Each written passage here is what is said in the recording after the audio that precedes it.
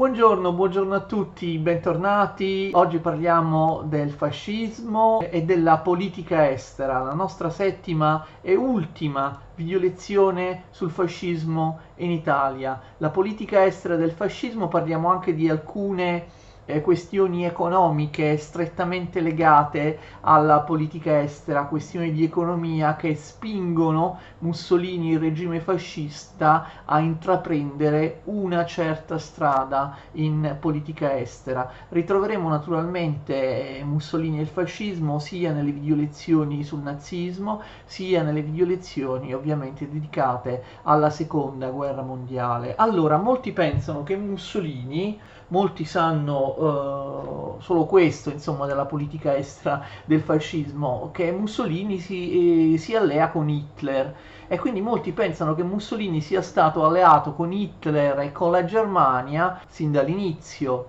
Ma attenzione, non è così. Prima di tutto Mussolini andò al potere alla fine del 1922, mentre Hitler all'inizio del 1933. Quindi durante il primo decennio del fascismo Hitler non esisteva e la Germania era una repubblica democratica. Mussolini in realtà per lungo tempo perseguì una politica estera in accordo con le potenze dell'intesa, Francia e Gran Bretagna, mantenendo anche buoni rapporti con gli Stati Uniti d'America. Questo avviene dal 1922 al 1935. Vedete, vi ho scritto politica filo-occidentale, una politica estera da parte di Mussolini filo-occidentale nel senso di una politica di intesa, di accordo con le democrazie occidentali, con le democrazie liberali, Francia, Gran Bretagna, ma anche Stati Uniti d'America. Persino dopo l'avvento al potere di Hitler nel 1933,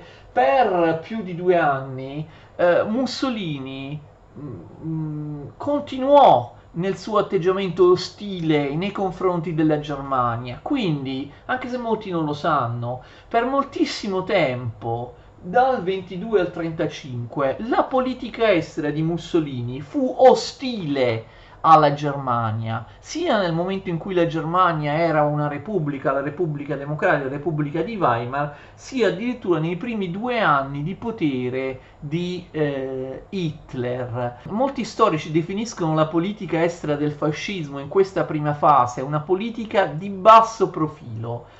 Mussolini volle essere prudente, poiché si rendeva conto di guidare un paese, l'Italia, ancora piuttosto debole politicamente ed economicamente. Nonostante Mussolini, prima di andare al potere, avesse assunto, come sicuramente ricordate, una linea molto dura contro i trattati di pace di Versailles, i trattati di pace di Parigi della Prima Guerra Mondiale, e Mussolini, vi ricordate, portava avanti la parola d'ordine della vittoria mutilata e chiedeva a gran voce la revisione dell'assetto di Versailles e il diritto dell'Italia a penetrare nei Balcani. Vi ricordate? Mussolini e tanti altri nazionalisti si lamentavano: non ci avete dato la Dalmazia, non ci avete dato l'Albania. Ma in realtà, una volta al potere, il duce perseguì questo programma di revisione dei trattati di Versailles in maniera limitata, in maniera molto limitata, e in accordo con le democrazie occidentali, come abbiamo detto, e con la Società delle Nazioni, a cui l'Italia aveva aderito ancora prima che Mussolini arrivasse al potere il 10 gennaio 1920 come uno dei membri fondatori, no, l'Italia, della Società delle Nazioni. Mussolini dimostrò, come vi ho detto, ostilità nei confronti della Germania, che, per quanto fosse diventata una repubblica democratica, poteva essere sospettata di avere delle mire sull'Austria. Infatti, anche quando la Germania era una democrazia, prima dell'arrivo del Reich di Hitler, vi era un forte movimento pangermanista in Germania che voleva riunificare Germania e Austria, e il fascismo quindi dichiara di voler portare avanti una politica di pace con gli ex alleati dell'intesa nella prima guerra mondiale. L'amicizia con Francia e Gran Bretagna spinse l'Italia fascista, a firmare alcuni importanti trattati internazionali. Il patto di Roma del 27 gennaio 1924 assegnava all'Italia la città di Fiume in seguito al riconoscimento italiano della Jugoslavia e del possesso jugoslavo della Dalmazia. Quindi vedete, Mussolini si accontenta di poco, cioè della sola città di Fiume, però qualcosa, andando d'accordo con Francia e Gran Bretagna, qualcosa riesce a ottenere. Il 7 febbraio 1924 l'Italia fascista riconobbe l'Unione Sovietica bolscevica comunista, non è una sorpresa, perché anche gli altri stati occidentali riconobbero proprio in quel periodo l'Unione Sovietica. Quindi anche in questo caso la politica fascista si muove in sintonia, si muove sulla scia delle altre potenze occidentali. Nel 1925 l'Italia firma anche il Trattato di Locarno. Attenzione, il patto di Locarno permette il riavvicinamento tra vincitori e vinti della Grande Guerra con il riconoscimento dei rispettivi confini e spiana la strada all'ingresso della Germania nella Società delle Nazioni, che avverrà l'anno successivo. Tuttavia, tensioni con la Gran Bretagna, ma soprattutto con la Francia, vi erano. Infatti nel 1926 il fascismo iniziò a sfidare l'egemonia francese nei Balcani, firmando trattati con Romania, con Bulgaria, con Ungheria e con Austria.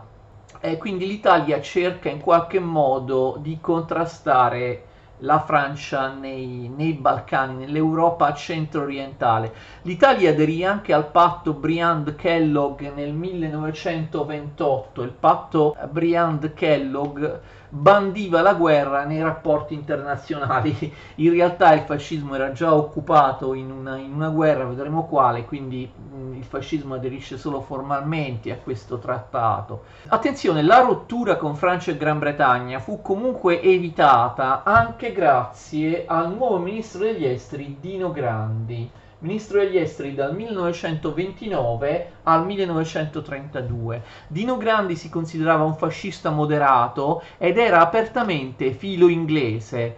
Comunque Francia e Gran Bretagna si avvicinavano sempre più tra di loro, tenendo a distanza l'Italia, di cui non si fidavano.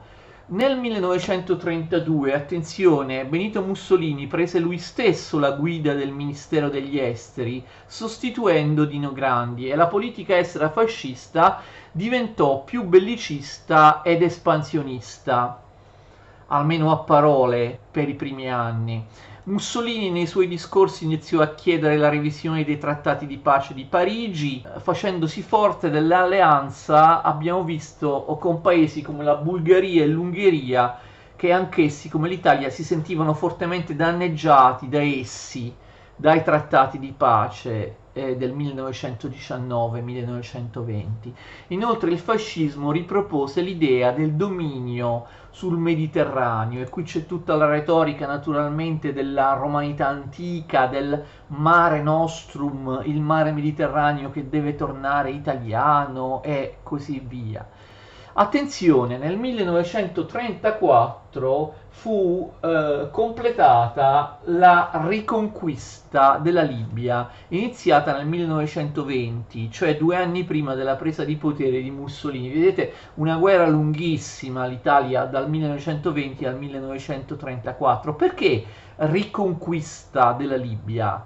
Ricordate forse che la Libia era stata ufficialmente conquistata da Giolitti nel 1912, parecchi anni prima, ma che l'Italia la controllava solo sulla carta, ovvero controllava l'Italia solo alcune località sulla costa, non riuscendo a sconfiggere i guerriglieri libici indipendentisti.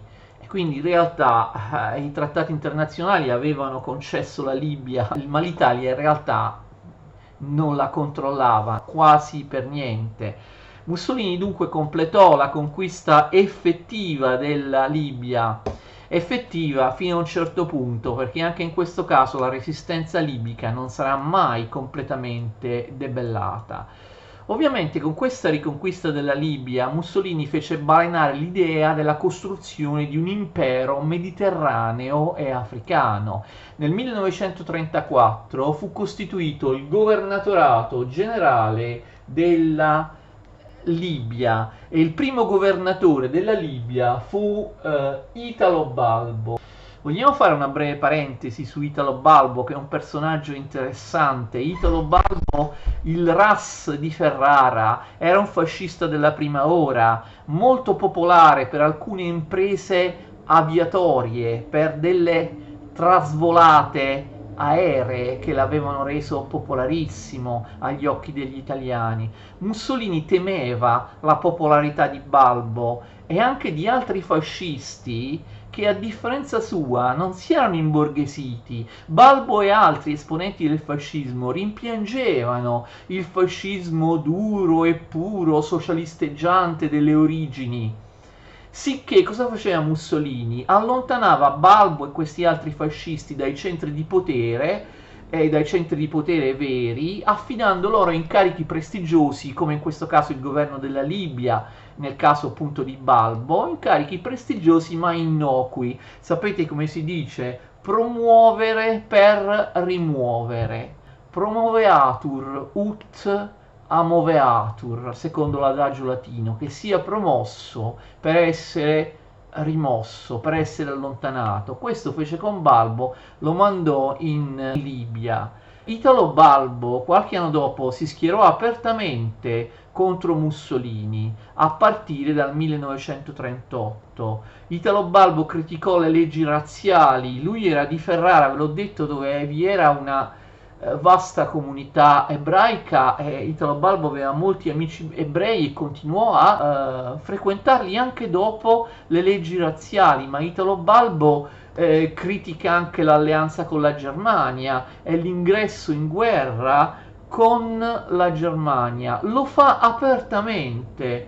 Nelle sedute del Gran Consiglio del Fascismo Italo Balbo si oppone proprio direttamente, esplicitamente a Mussolini, presentando ordini del giorno contro la Germania per la revoca dei trattati di alleanza con la Germania. Italo Balbo accusò Hitler di aver violato i trattati di alleanza con l'Italia e con il Giappone per via del patto Molotov-Ribbentrop, perché si era schierato Hitler con l'Unione Sovietica, mentre nei trattati di alleanza con l'Italia e col Giappone c'era scritto che bisognava combattere l'Unione Sovietica, combattere il bolscevismo. Quindi capite, Italo Balbo, in fondo Italo Balbo fu l'unico vero, aperto oppositore di Mussolini, un rivale pericoloso. Italo Balbo morì in Libia nel 1940, pensate, abbattuto in volo per errore dalla contraerea italiana. Qualcuno ha sospettato che non si trattò propriamente di un errore. Balbo era diventato un oppositore pericoloso di Mussolini e morì in questo modo. La Libia, attenzione, fu conquistata da generali come Graziani e Badoglio, ecco, Rodolfo Graziani, con metodi spietati. Rodolfo Graziani si macchiò di crimini di guerra, organizzò veri e propri campi di concentramento in Libia sulla costa del Golfo della Sirte. La sola deportazione dei libici nei campi causò almeno 60.000 morti, comprese donne e bambini, oltre a tutti i morti che seguirono. La Libia venne ancor più colonizzata e strettamente legata all'Italia alla fine degli anni 30. Ovviamente, come aveva promesso di fare, il fascismo favorì una vasta immigrazione italiana, promettendo ai contadini la creazione di immensi giardini, di agrumeti, capite? I contadini italiani, poverissimi, sfruttati, sognavano di avere questo sbocco in Libia, dove si sarebbero trasferiti e avrebbero colonizzato la Libia trasformandola in uno straordinario giardino, un insieme di campi coltivati e così via. è solo un sogno, è solo un'illusione, il progetto fallì, gli italiani non erano minimamente in grado di coltivare il deserto libico. Tant'è vero che nel 1936 la popolazione italiana in Libia raggiunse il tetto massimo, cioè il 13% del totale della popolazione, ma successivamente diminuì presto. Tant'è vero che Mussolini iniziò a pensare: non è andata bene in Libia, forse ci conviene conquistare qualche altra colonia, lo vedremo dopo. Molti di voi forse l'hanno pensato: la Libia è ricca di petrolio, è ricca di petrolio oggi, lo era anche allora, solo che nessuno lo sapeva, nessuno aveva scoperto il petrolio in Libia e gli italiani non furono in grado di scoprire il petrolio. Gli italiani avevano sotto i loro piedi enormi giacimenti di petrolio, ma niente, forse sarebbe bastato far venire un trivellatore dal Texas, ma non fu fatto niente. Niente petrolio, i fascisti non scoprirono il petrolio in Libia. Attenzione, il militarismo e l'espansionismo fascista furono anche conseguenza della grande crisi internazionale che causò il restringimento dei mercati e causò guerre commerciali tra stati. Questo aspetto lo vediamo anche dopo. Allora, Hitler va al potere all'inizio del 1933 e l'affermazione del nazismo preoccupò molto Mussolini. Anche con Hitler al potere, ve l'ho detto, il fascismo inizialmente proseguì nella sua politica di ostilità con la Germania.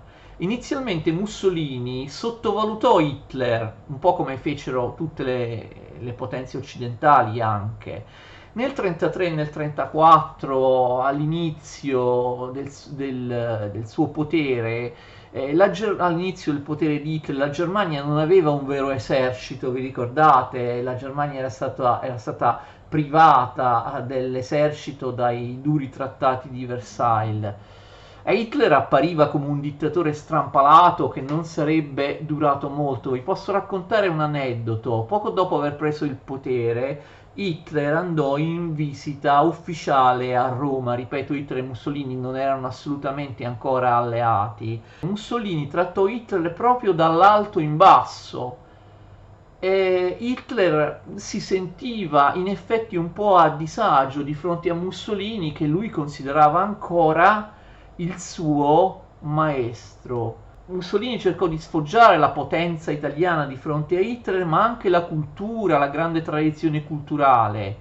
Mussolini portò Hitler, insieme ovviamente a degli esperti di storia dell'arte, a degli interpreti, a visitare le antichità romane, le statue romane nei musei, il foro romano, e Hitler davvero rimase impressionato da tutto questo. Cioè Mussolini giocò anche la carta culturale della civiltà romana per in qualche modo far capire che Hitler era meno importante di lui, che la Germania aveva tutto da imparare dall'Italia. Ci sono le immagini, sono molto curiose, le immagini di questa visita di Hitler e Mussolini che dura un'intera giornata alle statue, ai reperti archeologici e artistici di Roma antica. Mussolini sbuffa perché Mussolini si annoia, a lui queste cose non interessano.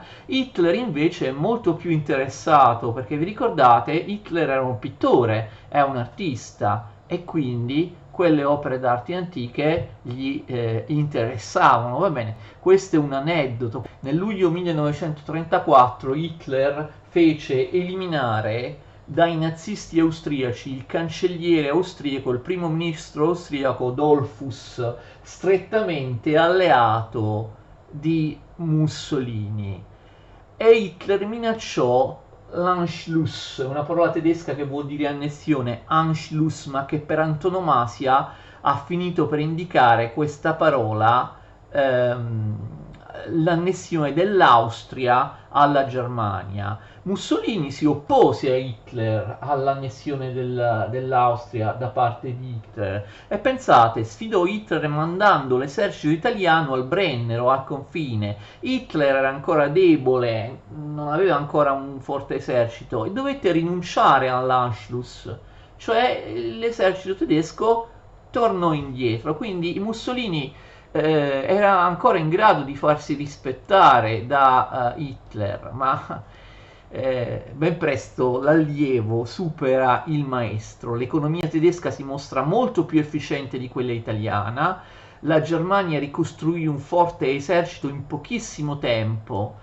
Naturalmente la Francia e la Gran Bretagna erano molto preoccupate del riarmo tedesco, che tra l'altro violava i trattati di Versailles. Mussolini cosa fa? Mussolini pensò di ottenere dei vantaggi da questa situazione di tensione facendo da paciere, da pacificatore, da intermediario tra Gran Bretagna e Francia da una parte e Germania dall'altra, interpretando cioè la funzione del lago della bilancia. Nell'aprile del 1935 i rappresentanti di Italia, Francia e Gran Bretagna si incontrano a Stresa, firmando un documento di condanna del riarmo tedesco e di difesa dell'accordo di Locarno nel 1924. In precedenza, attenzione, nel gennaio del 1935, l'Italia aveva siglato un accordo con la Francia che comprendeva una clausola segreta con cui la Francia accettava la successiva conquista dell'Etiopia da parte dell'Italia. Quindi vedete, nonostante tutto, ancora nell'aprile 1935 l'Italia era ostile alla Germania di Hitler, era ancora in grado di fare accordi con Francia e Gran Bretagna contro la Germania di Hitler, nonostante le fortissime affinità, ovviamente le fortissime affinità ideologiche e politiche che esistevano tra il regime nazista e il regime fascista. Perché allora poco dopo la politica estera italiana si rovesciò e Mussolini finì per allearsi con Hitler, seguendolo persino nelle persecuzioni antisemite? Pensate che fino al 1935 non vi era traccia di antisemitismo nei programmi del fascismo, nelle ideologie del fascismo. Certamente il regime fascista era razzista, ma si trattava più che altro di un razzismo anti-africano. Gli storici discutono su quanto fosse diffuso l'antisemitismo, l'odio per gli ebrei tra gli italiani. Certo esisteva il secolare odio, il secolare antisemitismo portato avanti dalla Chiesa cattolica, però molti sostengono che in realtà l'antisemitismo non era enormemente diffuso in Italia, era molto meno diffuso rispetto alla Germania, all'Austria, ma anche a paesi come la Francia, la Russia. Guardate, c'è un documento veramente impressionante, un discorso tenuto da Mussolini a Bari nel settembre 1934, il cui filmato è facilmente reperibile su internet, basta che andate su Google e digitate Mussolini, discorso di Bari, e c'è il filmato, è la voce di Mussolini, e Mussolini recita testualmente, settembre 34, noi possiamo guardare con un sovrano disprezzo talune dottrine d'oltralpe, si riferisce all'antisemitismo. Noi possiamo guardare con un sovrano disprezzo talune dottrine d'oltralpe, cioè l'antisemitismo tedesco, noi lo vediamo con disprezzo, non siamo antisemiti. Talune dottrine d'oltralpe, continua Mussolini, di gente, si riferisce ai tedeschi, che ignorava la scrittura con la quale tramandare i documenti della propria vita, in un tempo in cui Roma aveva Cesare, Virgilio ed Augusto. Capite? Mussolini prende in giro la Germania, afferma la superiorità dell'Italia rispetto alla Germania, dicendo noi avevamo Cesare, Virgilio, Augusto, mentre questi tedeschi rozzi, primitivi, non sapevano neanche scrivere. Questa è la gente tedesca, e quindi noi disprezziamo l'antisemitismo. L'antisemitismo, ripeto, è indicato con l'espressione talune dottrine d'oltralpe. E poi Mussolini cambia completamente idea sulla Germania e sull'antisemitismo. L'alleanza con Hitler, come molti sanno, avviene in seguito alla guerra di Etiopia del 1935-1936. Tuttavia, per comprendere appieno l'espansionismo fascista bisogna far riferimento alla situazione economica internazionale e alla politica economica del fascismo. Io ho già parlato in precedenti video lezioni della politica economica del fascismo, ma qui dobbiamo approfondire qualcosa. Abbiamo già, ricordate, diviso in 3 fasi la politica economica del fascismo. Dopo i primi anni, dal 22 al 26, di liberismo economico, una politica liberale di liberismo economico, anni che migliorarono la situazione economica, a partire dal 1926, questo l'abbiamo già spiegato appunto in altre video lezioni, la politica economica fascista diviene da liberale liberista a statalista, una politica statalista, una politica dirigista con lo Stato che dirige l'economia. Questo, attenzione, avviene per motivi puramente ideologici, in contrasto con gli interessi dell'economia, del mercato. Il totalitarismo fascista vuol controllare l'economia come controlla gli altri aspetti della società italiana. Quindi abbiamo già parlato della fase, anche di questa seconda fase, della fase statalista dell'economia fascista, che va dal 1926 al 1935 oppure al 1936. Posso però aggiungere una cosa che non ho detto. L'economia statalista, la fase statalista dell'economia fascista fu inaugurata da un provvedimento molto discutibile nel 26 e poi andò a regime nel 1927, la cosiddetta quota 90. Che cos'è la quota 90?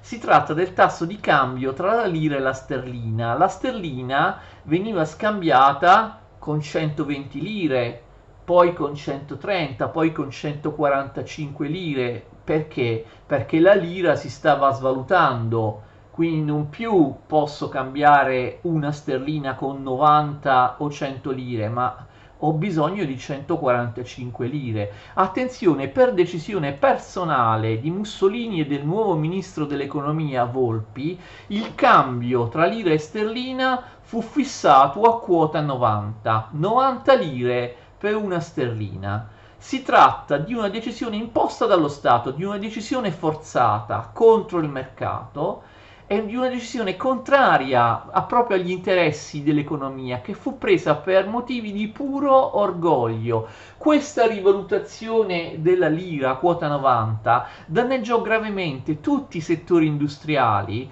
basati sull'esportazione, come per esempio l'industria tessile, ed esponeva l'Italia all'invasione di merci stranieri. Mussolini, da sempre finanziato dagli industriali, per pura ideologia, cioè per mostrare una politica di grandezza, inaugura una tendenza economica che danneggia i profitti degli industriali stessi. In realtà in questo modo Mussolini intendeva favorire l'industria pesante e i ceti medi nel quadro di una politica espansionistica e nazionalistica. L'industria pesante avrebbe prodotto armi. Infatti, attenzione, quota 90 andò a vantaggio dei piccoli risparmiatori e dei ceti medi a reddito fisso che diedero consenso a Mussolini. Inoltre, la flessione della domanda estera viene compensata dallo Stato, che diventa il principale acquirente dei grandi gruppi industriali, chimici, elettrici, siderurgici. Tutto questo viene pagato da operai e contadini a cui vengono diminuiti drasticamente i salari. E nel 1930 arriva anche in Italia la grande crisi innescata dal crollo di Wall Street, la Grande Depressione, anche se essa colpisce l'Italia in maniera più attenuata rispetto ad altre nazioni per vari motivi, tra cui il fatto che l'Italia era poco integrata nel mercato globale e anche per il fatto che l'Italia aveva un'economia arretrata, ancora a base rurale, o per il fatto che l'Italia aveva una certa assistenza sociale, oppure che in Italia fosse ancora forte una rete familiare che aiutava le persone in crisi. Comunque gli effetti della crisi furono molto minori rispetto alla Germania o a paesi più esposti o indebitati con gli Stati Uniti, però gli effetti della crisi si fecero sentire comunque anche in Italia. Nel 1930 la produzione industriale diminuì del 23% e la produzione agricola ancora di più, la disoccupazione aumentò del 60%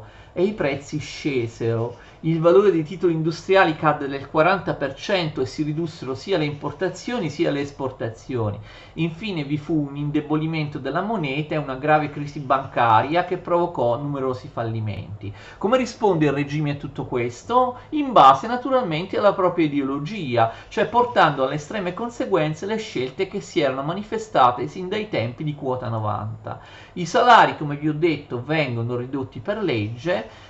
Come vi ho detto, vengono favoriti grandi gruppi industriali finanziari legati all'industria pesante che beneficiano delle commesse di Stato, perché tanto i prodotti di queste industrie non si vendono ai consumatori, quindi è lo Stato che le mantiene acquistando appunto commesse di Stato. Queste grandi industrie vengono anche garantite nei loro monopoli da un regime protezionistico, monopolistico. Infatti viene vietata per legge la creazione di nuove imprese che avrebbero potuto fare concorrenza. Si accentua quindi l'interventismo statale, lo Stato diventa uno Stato imprenditore. Come in molti paesi, compresi gli Stati Uniti del New Deal di Roosevelt, si intensificano inoltre i lavori pubblici, costruzione di strade e autostrade, bonifiche nelle paludi, completamento dell'acquedotto pugliese e così via. Per la verità, mentre Hitler in Germania costruì autostrade dovunque, il fascismo realizzò solo brevi tratti come la Firenze-Mare e la Napoli-Pompei. È un'altra prova che la potenza del fascismo era molto minore rispetto a quella della Germania di Hitler. Tutte queste cose però costituiscono un gravoso debito pubblico, aumenta enormemente il debito pubblico dell'Italia. Lo Stato si sostituisce al mercato. Solo in Unione Sovietica allora vi era un settore pubblico più ampio rispetto a quello dell'Italia.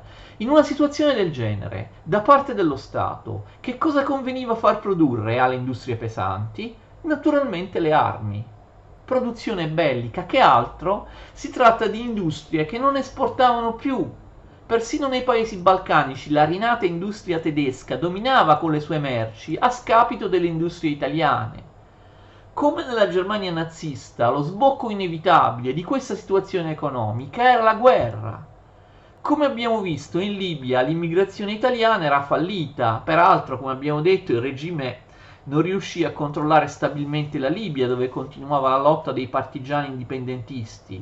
Gli italiani tradizionalmente, lo sappiamo, emigravano negli Stati Uniti o nei paesi europei, ma a causa della crisi questa strada venne sbarrata. Gli Stati Uniti, ma anche altri paesi in Europa, chiusero all'immigrazione italiana. Allora il fascismo che fa? Punta sulla conquista dell'Etiopia, un nuovo sogno, una nuova illusione. I poveri contadini italiani, viene detto loro, trasformeranno l'Etiopia in un rigoglioso campo coltivato e così via. Il 3 ottobre 1935 l'Italia invade l'Etiopia, che viene anche chiamata Abissinia, Etiopia che era governata dal Negus, cioè dall'imperatore Haile Selassie, l'imperatore dell'Etiopia. Mussolini adopera un esercito enorme con 400.000 soldati, 250 carri armati, 350 aerei e così via. I 300.000 etiopi privi di armi moderne si arrendono presto. Il 5 maggio 1936 il generale Badoglio entra ad Addis Abeba, che è la capitale dell'Etiopia o Abissinia. Il 9 maggio 1936, Mussolini proclama l'impero, nasce finalmente l'impero italiano, che naturalmente nella retorica del fascismo avrebbe dovuto essere la rinascita, la continuità dell'antico impero romano, e Vittorio Emanuele III diventa ufficialmente imperatore di Etiopia. Insieme all'Eritrea e alla Somalia italiana, le altre colonie che l'Italia già possedeva, l'Etiopia forma la AOI, l'Africa orientale italiana, i territori coloniali dell'Italia nel Corno d'Africa. Anche in questo caso però il popolamento da parte dei coloni italiani si rivelerà fallimentare. Come in Libia, anche in Etiopia la guerra fascista fu caratterizzata da spaventosi crimini di guerra. Fu usato il gas asfissiante contro le popolazioni civili, vi furono delle stragi di civili inermi, le popolazioni, anche donne e bambini, furono massacrate sommariamente. Non vi enumero nel dettaglio e non vi descrivo con precisione tutti questi crimini, potete trovarli e leggerli da voi. Nessuno è stato mai processato e punito per questo.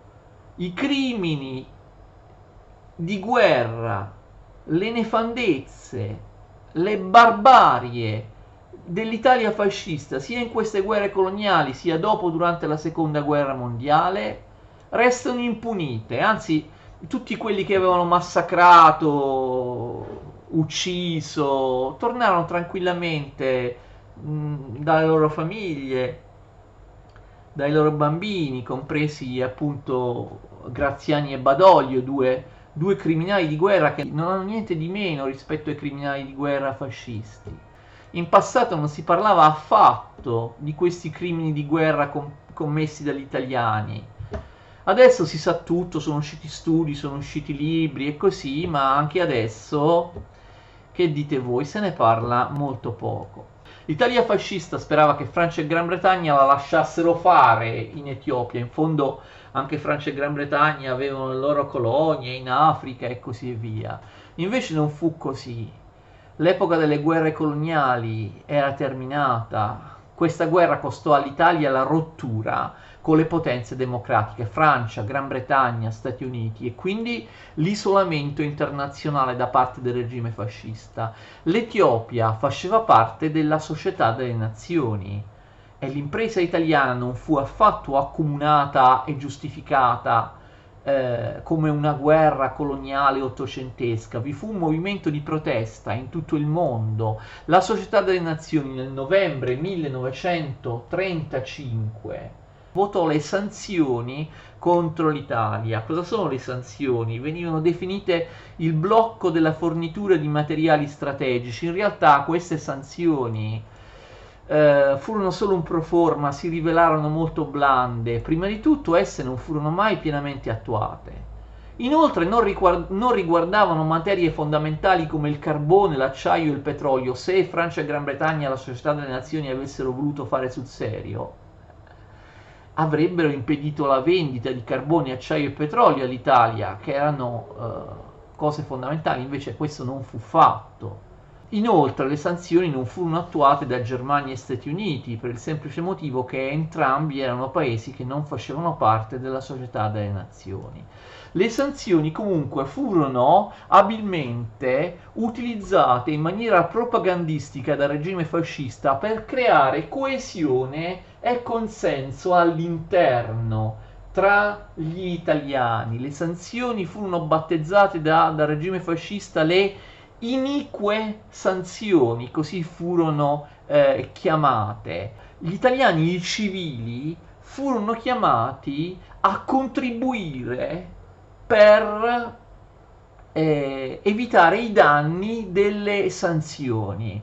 Per esempio è famoso il fatto che alle donne italiane, alle mogli italiane, si chiese di donare l'oro, date l'oro alla patria, nel senso del proprio anello nuziale, d'oro, d'argento, eccetera, e moltissime donne italiane sposate e coniugate si privarono del loro anello, sapete, e donarono il metallo prezioso alla patria. Si organizzavano ovviamente cerimonie in cui le donne in fila, una dopo l'altra, mettevano il loro anello nel paniere della raccolta, d'accordo? Tutti erano chiamati a contribuire a salvare l'Italia dalle inique sanzioni. Quindi Mussolini abilmente crea negli italiani l'idea di un accerchiamento internazionale ingiusto nei confronti dell'Italia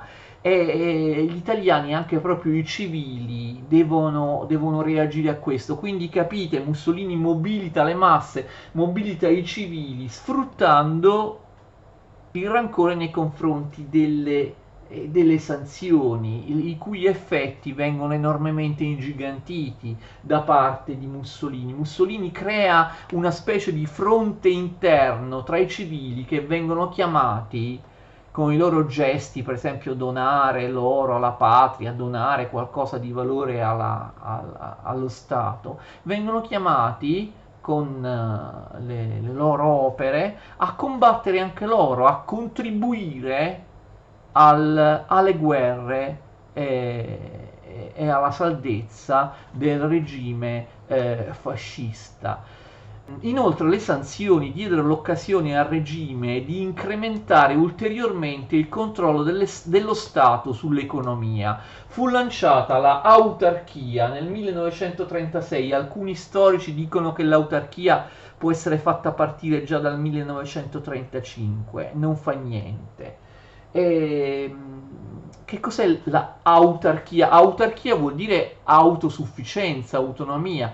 Cioè, questa è la terza, capite, la terza fase in cui io posso dividere la politica economica del fascismo dopo il liberismo economico dei primi anni, dopo il dirigismo, lo statalismo che abbiamo visto. Adesso dal 36 si passa dallo statalismo all'autarchia, però in realtà l'autarchia non è qualcosa di veramente diverso dallo statalismo. L'autarchia non è altro che una politica economica statalista, dirigista, portata alle estreme conseguenze. Il regime persegue una forma di autonomia economica per sostituire tutto ciò che veniva importato dall'estero. L'Italia dovrebbe farcela da sola, producendo tutto ciò che serve senza aver bisogno di importare niente. Si tratta di un protezionismo folle in cui lo Stato assunse il diritto controllo sui consumi, anche sulla distribuzione, per esempio, delle derrate alimentari, e che costrinse gli italiani a utilizzare al posto dei prodotti stranieri succedanei di scarsa qualità, che venivano appunto chiamati succedanei oppure surrogati, cioè dei surrogati, delle cose sostitutive, dei sostituti. Si sostituisce il tè con il carcadè, il caffè viene sostituito dalla cicoria. Vi lascio immaginare quale gusto ignobile, quale qualità ignobile avessero queste bevande surrogate. Si sostituisce il carbone con la lignite, la lana con il lanilal, un tessuto scadente. Si sostituisce il cotone con le fibre di ginestra. Le suole delle scarpe sono realizzate con il sughero. Peraltro l'autarchia non ha senso, cioè non può essere totale, perché l'Italia deve necessariamente importare petrolio o carbone, di cui manca. Oltre a essere una cosa ridicola, proprio l'autarchia fu una forma proprio di regressione economica, eppure tutto questo funziona. Gli storici sostengono che proprio in coincidenza con la guerra di Etiopia, subito dopo la conquista dell'Etiopia, il consenso degli italiani nei confronti del fascismo arrivò al grado massimo. Le masse furono mobilitate per cercare di creare, anche di inventare, di ideare il prodotto italiano che potesse sostituire quello straniero. C'era chi si ingegnava a mescolare la resina degli alberi con altri prodotti per avere qualcosa che funzionasse come la benzina. Insomma, tutti erano mobilitati così.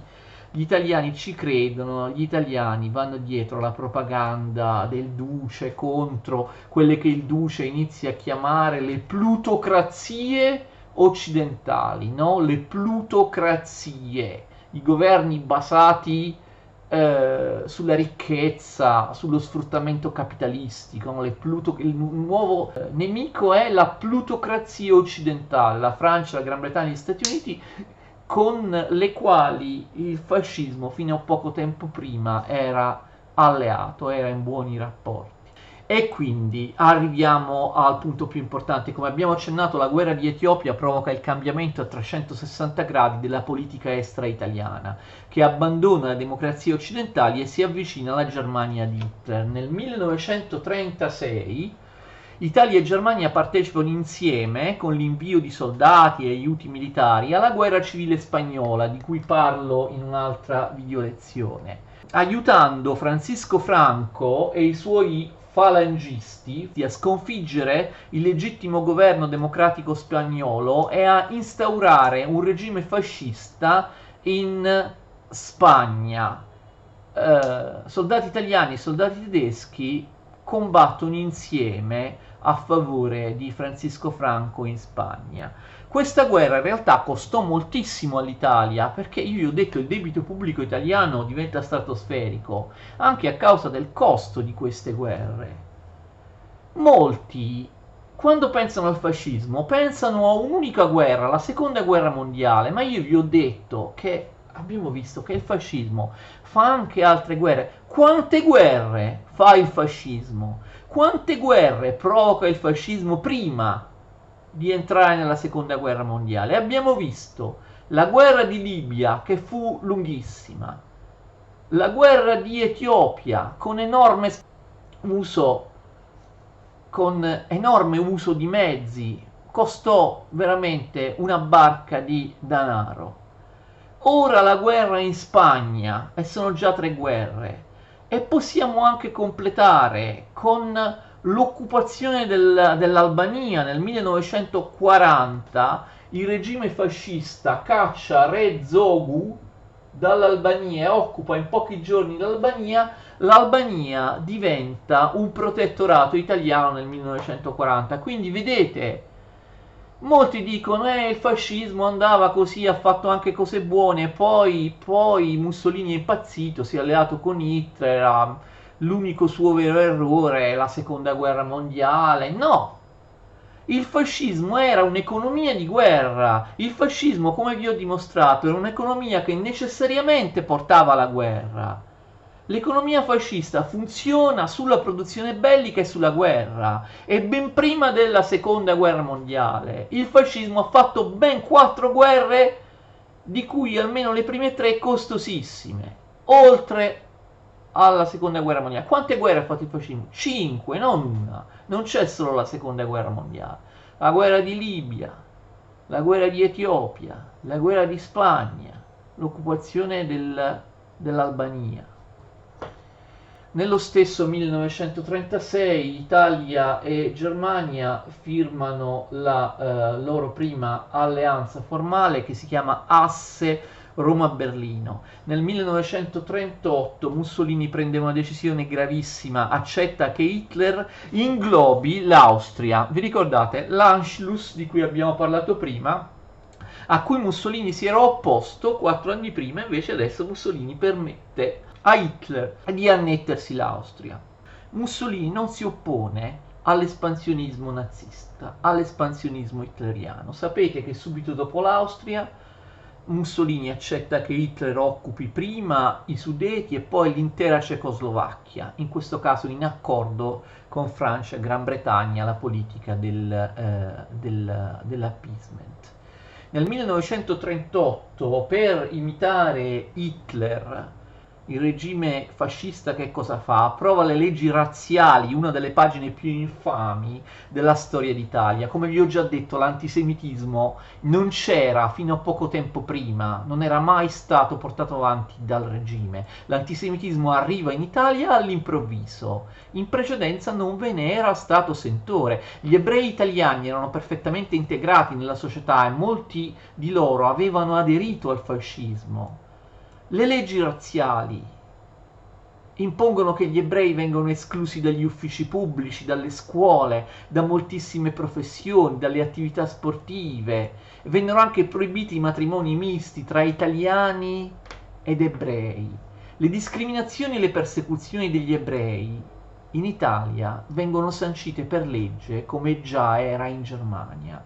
Le leggi razziali sono accompagnate da un vergognoso e delirante documento, il Manifesto degli scienziati italiani in difesa della razza. Molti scienziati italiani, quasi tutti di scarsa rilevanza per la verità, sostengono che gli ebrei appartengono ad una razza inferiore e pericolosa e discettano dell'esistenza di una fantomatica razza italiana. Tra l'altro si tratta di un tradimento da parte di Vittorio Emanuele III, che firma questo come tutti gli altri provvedimenti di Mussolini, anche i più aberranti. E ricordatevi del re Vittorio Emanuele III, non era stato eliminato, non era scomparso, come vi ho detto in altre lezioni. Accetta supinamente tutto quello che fa Mussolini, anche le cose più abominevoli. Vittorio Emanuele III, il re, è responsabile di queste decisioni, di questi atti del fascismo. È un tradimento perché da parte di Vittorio Emanuele III nei confronti degli ebrei? Perché gli ebrei italiani erano stati emancipati e resi italiani a pieno titolo proprio da Casa Savoia nel 1861, all'atto dell'Unità d'Italia. E per ringraziamento molti bambini ebrei che nascevano iniziarono a essere chiamati Umberto, Vittorio Emanuele o con nomi dei sovrani o degli esponenti sabaudi. Quindi fu visto proprio come un tradimento da parte degli ebrei. Nel 1939 viene firmato il patto d'acciaio tra Mussolini e Hitler, in cui si stabilisce che l'Italia debba entrare in guerra anche in caso di guerra di aggressione da parte della Germania, senza neppure che la Germania abbia l'obbligo di avvisare preventivamente l'Italia. Questo patto d'acciaio fu firmato dal nuovo ministro degli esteri Galeazzo Ciano, che tra l'altro era il genero di Mussolini. Galeazzo Ciano in realtà ebbe molte perplessità sull'alleanza con la Germania, sulla firma di questi trattati.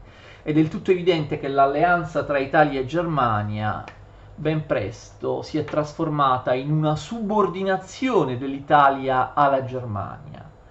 L'Italia è l'alleato di serie B, è Hitler che comanda. Io ho parlato nel dettaglio dei vari trattati di alleanza tra Italia e Germania in un altro ciclo di video lezioni. Qui li ho semplicemente ricordati. Abbiamo finito con le nostre video lezioni sul fascismo, e comunque le lezioni di questa playlist Fascismo anni 20 continuano con le video lezioni che riguardano tutti gli altri paesi del mondo negli anni 20. Io oggi vi ho spiegato, spero in maniera abbastanza chiara, l'andamento nel tempo della politica estera del fascismo, e vi ho spiegato anche alcune importanti questioni economiche che sono strettamente collegate alla politica estera di Benito Mussolini e del fascismo. Io vi ringrazio, la lezione è stata molto lunga, vi ringrazio se mi avete seguito fin qua, ci vediamo alla prossima, arrivederci.